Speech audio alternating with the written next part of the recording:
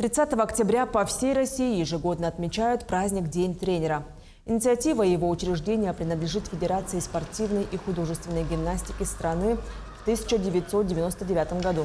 В этот день чествуют не только наставников, профессиональных спортсменов, но и тренеров детско-юношеских спортивных школ, секций и всех, кто привлекает людей к спорту.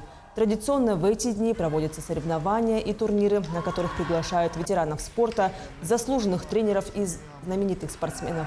В этот день в Якутии совпал с проведением турнира по хоккею среди старших и младших групп. На начальном этапе, конечно же, это желание, чтобы это... Когда есть желание, тогда есть результат. Вот. И на поле, конечно же, нужно отдавать себя игре, чтобы забивать, отдавать. Ну и, естественно, чтобы были хорошие результаты. Знаете, есть такое выражение, может, заболеть хоккеем. И вот я, наверное, скорее всего, заболел.